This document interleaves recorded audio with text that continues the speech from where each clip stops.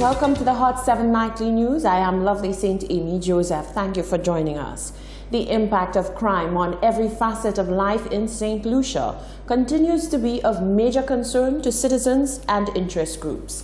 In fact, the Chamber of Commerce, whose members are directly affected, has taken a collaborative approach with the police.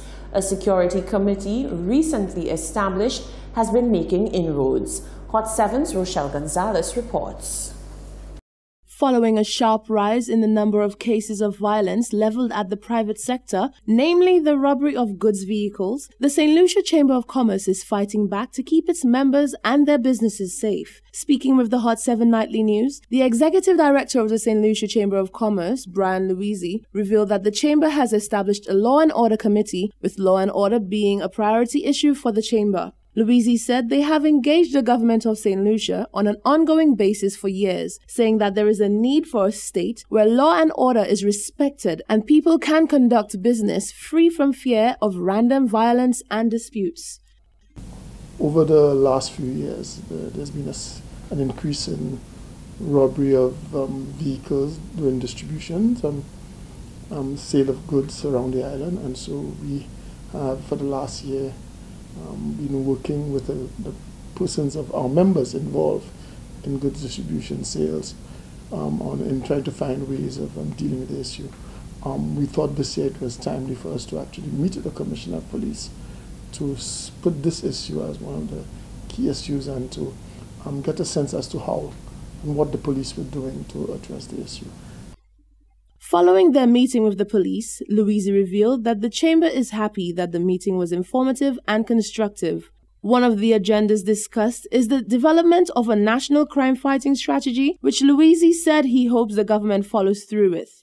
That will look at not just crime prevention, but rather look at, as we say, from cradle to grave, where you look at those social issues that sow the seed for social deviance later on in life.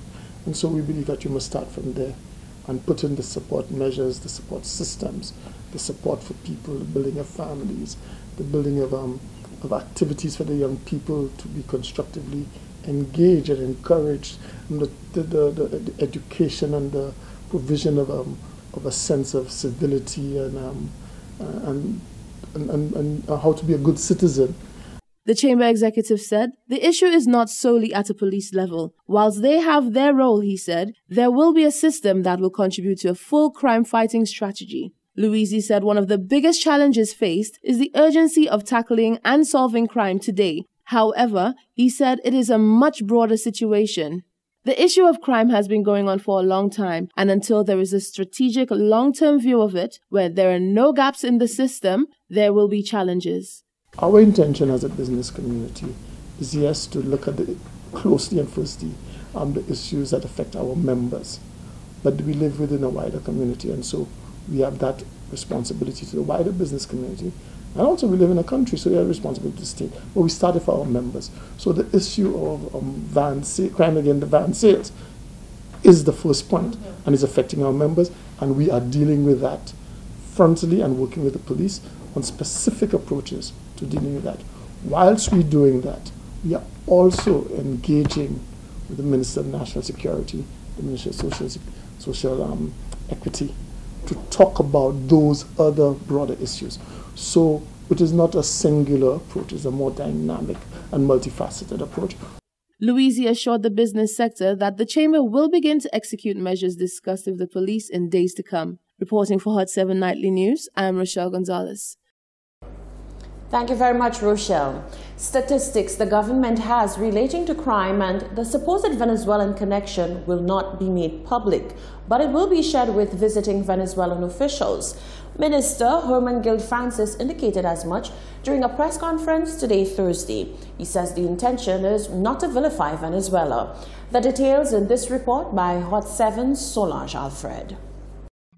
As Minister for National Security, Senator Herman Gil Francis met with Venezuelan nationals on Thursday, he sought to make it clear that the intention is not to victimize Venezuela, but to show the officials the stats that St. Lucia has to impress on the Venezuelan officials the gravity of the situation. Minister Francis denied that Prime Minister blamed Venezuelans for homicides in St. Lucia. But as members of the press pointed out, Prime Minister Chasney did make that exact link. Minister Francis claims it's not quite what he said. I think the Prime Minister made a statement that some firearms are originating from Venezuela. There must be a correlation that you must be able to find the firearm that has caused the death of an individual and then link it directly to Venezuela. That has never been done. But our information indicates that firearms do come from Venezuela and other places in the Caribbean. Minister Francis says the intention is not to embarrass or vilify Venezuela. Rather, he says, there are very real threats that the government cannot ignore. The stats that speak to those threats will, however, not be public consumption. Based on the information that we have, drugs do not travel without protection, without firearms. It's a given. Based on the records that we have had, we have seized a number of firearms from Venezuelan nationals. That means that there are others that have come in that we don't even know about. If we could actually get some, then there are others that are going through. Francis defended the move to not disclose the stats to St. Lucians. The most important thing is that the public knows that this is a situation that this is one of the areas that firearms come into St. Lucia. And the government is working very, very hard with the Venezuelan nationals to be able to plug that gap. Reporting for Hot 7 Nightly News, I am Solange Alfred. Thank you very much, Solange. Meanwhile, much has been said about Venezuelan nationals in the wake of Prime Minister Alan Chasney's announcement that visa restrictions will be placed on them. The government's security concerns have been well ventilated in the press. On Thursday, visiting Venezuelan nationals had the opportunity to mount a defense against some of the claims. Secretary of the General Council of Police in Venezuela, Pablo Fernandez, says there are common problems that require some sort of agreement on the way forward between St. Lucia and Venezuela. He noted that the acts committed are as a result of transnational problems and that there are no countries that are immune from such issues. En el caso de Venezuela, nosotros somos un país afectado por el tránsito de la droga. In the case of Venezuela, we are a country that have been affected by the transit of drugs.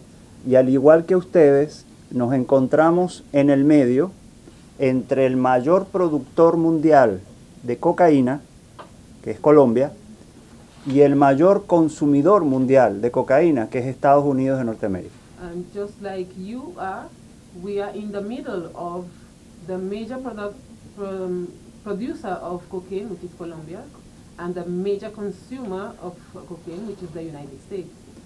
Por eso nos vemos necesariamente llamados a trabajar juntos para evitar ser utilizados en esa dinámica del tráfico. So that is why we are doing a calling in order to work together in order to avoid being used, in terms of the trafficking of drugs. In terms of firearms, he says Venezuela is one of the countries that has developed firearms policies that have been internationally recognized. In 2003, he says the country put in place a commission to do scientific research on the presence of firearms in Venezuela. Es un tema lo suficientemente delicado como para ser manejado solo desde aspectos de opinión. This topic is so delicate that it should not be managed only by matters of opinion. Es un tema que exige una comprensión científica. It's a topic that demands a scientific comprehension. A partir de esa comprensión se definieron las medidas que hoy aplica Venezuela para controlar las armas. So from those measures and those comprehensions, today we are establishing some measures in order to control illegal arms in Venezuela. Y el resultado concreto que hemos logrado es haber reducido en más de un 15% los homicidios con armas de fuego. And what we have achieved with that is to reduce 15% reduction of homicide in Venezuela with firearms En los últimos 3 años, in the last 3 years. así como sacar de circulación más de 500.000 armas de fuego. As well as taking out of circulation more than 500 firearms in Venezuela, illegal firearms. Fernandez says the aim of Thursday's discussion is to share their successful strategies with St. Lucia to see if policies applied in Venezuela can be used in St. Lucia to address the issue of illegal firearms. You're watching the Hot 7 Nightly News. When we come back, Taiwan commits to improving technology in the local agriculture sector, and keep results are in. Stay with us.